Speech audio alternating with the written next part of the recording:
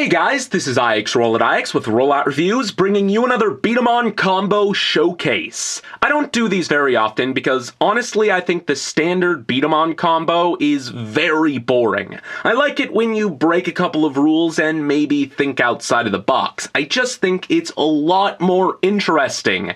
This guy does a little bit of both. I like to call him Blitzkrieg Drazeros. And I know what you might be thinking. That's not a real thing. There is no such thing as the Blitzkrieg core. And you'd be right. I made it up. I Frankensteined a couple of cores together and I made it up. So let's remove the barrel and take a look at exactly what I did. Essentially, I took the back of the stream core, including the hold parts and the trigger, and added on the front of the drive spike build core here. This is the right core, technically, I believe, but that's beside the point. Then I removed the rollers from the hold parts. Unfortunately, it simply would not fire with those in place, and added the spike drive strip. What you're left with is a double firing core, stronger than twin or stream, with a drive on both of the marbles. It adds a spin. In theory, that's all kinds of crazy, and honestly, when I first put this thing together, I thought it was going to break after the first couple shots. Fortunately, it hasn't yet, and I'm going to assume that after the umpteenth shot without a break, it won't shatter from here on out. I thought that these little bottom halves of the clips here would just snap right off. Now, there is a little bit of wear there, but when I put the rollers back on the hold parts, it doesn't affect performance in the stream core at all, so I don't consider that any actual damage, which is good. As for the rest of the combo here, I used the Stream Drazeros arm parts here, but I sort of swung the emblems around to the front. When we add back on the barrel, it creates a really cool grip. Just the Drazeros 2 legs in red, Drazeros 1 head. Pretty simple stuff as far as that goes, but the core is the interesting part. Now, this core is hopelessly inaccurate, so it almost exclusively requires a barrel. And when you add this on, the wings sort of go along with it very nicely. There's like these little nubs on the side, and it almost creates, for lack of a better word, a shelf for these little spikes. It sort of supports them, so you can sort of hold it like this, putting your index fingers in the loops, and you can pull back for the emblem charge. It works pretty much exactly the same way as if you were to push in the normal configuration. And yeah, it just makes this really cool looking grip here. Alternatively, you can put your middle fingers in the loop and use your index fingers to keep the barrel on. Twin cores like Stream and Twin are very explosive, and they don't necessarily play with barrels very nicely. They just sort of fall off after the first or second twin shot. So yeah, it's nice to have a little bit of extra support with your index fingers here, and you're still able to activate the emblem charge with your middle fingers all the same. So without further ado, let's do a little bit of testing. Now, I am going to do a couple of shots with the Beast BV. However, I like to think that the magic of this B-Daman happens after the marbles leave the barrel when you do a twin shot.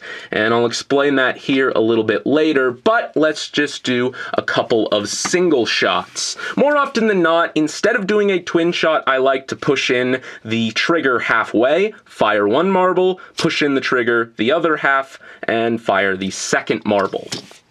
So let's do that. The emblem charge really doesn't do a whole lot.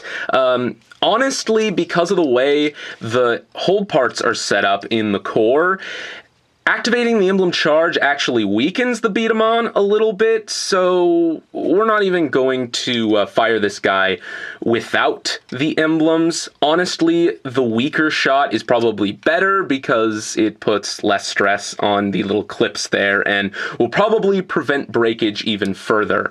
So just a heads up there. Now, Sometimes when you load two marbles in like this, one marble kind of sits up in the head part here, and you have to push in the trigger and then pull back to drop that into place. It's very satisfying. It's almost like cocking a pistol or something. So, first shot with the emblem charge. Again, just pushing the trigger halfway here. 2.25. And the second shot, 2.48. I'm actually gonna do that again because I don't think those readings actually do this core justice. So here is the first shot, 3.22, and here is the second shot, 4.06. With that out of the way, back to your scheduled programming. There's actually quite a big difference between the two shots, and because the second shot has the trigger sort of in contact with the marble more, and in turn, it's in contact with the hold parts even more, it's more powerful, which is kind of an interesting mechanic, the second shot always being more powerful than the first. Also, both of the shots have drive on them, which is certainly interesting as well with a core like this. Now, those shots weren't actually very powerful, if the Beast BV is any clue. However, like things like Torque Berga have taught us, the Beast BV just measures straight speed, and that's not indicative of what happens when the marble actually hits the target in a lot of cases. Sometimes really powerful B-Daman in practice don't register high numbers on the Beast BV. So let's just do a couple of shots at a pin here. There's the first least powerful shot, and in theory the second shot should do a little bit more damage. And it seemed to have done just that. Now, let's do a couple of twin shots here. Again, this is where holding it like this comes in handy so you can keep the barrel on beyond the second shot.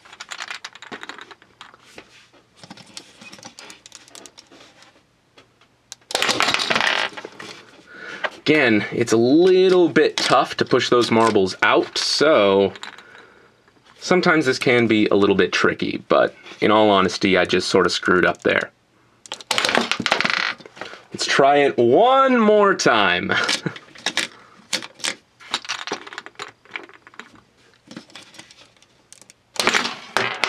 There we go. Now, it's very kind of hard to see here, and honestly, I'm not sure how well this gimmick will work in an actual game or an actual event, but I'll try pulling it off one more time here. Because the second shot is more powerful than the first, or at least faster than the first, and both marbles have a drive to them, the second marble actually catches up to the first one. Now, I don't know if this is scientifically sound, but what I like to think happens is the first marble leaves the barrel, the second marble leaves the barrel even faster than the first, it hits that first marble in the best case scenario, and it pushes it forward, adding to its speed. That's what I was talking about when I said the magic of this B-Daman lies after the marbles leave the barrel. I don't know if that's exactly what happens, but I like to think that's what happens. Often, the marbles will in fact hit each other, and that in and of itself is very cool to see. A lot of the time, also, the marbles will split after they leave the barrel, and I mean, that's pretty cool as well, because they both have drive. They both spin, and you're shooting two marbles at once with that ability. Like I said, that in and of itself is very cool. This is an interesting Beat-em-on. I wouldn't say it's competitive.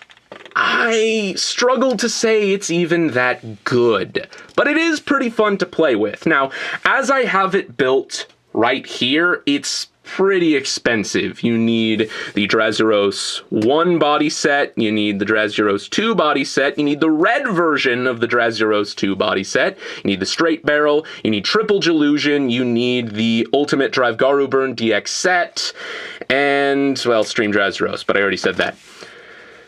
Honestly, all you need to make this core, to make this combo, bare minimum, is any kind of barrel will work, honestly. I just like the way this one looks, especially how it looks with the red wing parts here in this orientation. It almost looks like Drazeros is wielding this, like, big crossbow weapon or something, but that's beside the point. All you need is any kind of barrel. Stream Drazeros, yeah, you won't have the Drazeros 1 head, but that's just for looks anyway, and Spike Phoenix. The core will be mismatched in colors. It won't look as good. You'll have, like, blue at the front, black at the back, and then you'll have like a red drive strip. But it'll work, and if you want to play with the combo, that's probably the best way to do it. However, if you have all of these parts anyway, might as well make this one. Again, I don't think it's worth spending the money to get it to look this good, because frankly, it's not really a competitive combo. It's not one you need. It's just kind of fun to play with if you already have the parts. So that is about it, guys, and this is IX Roll It IX, signing off.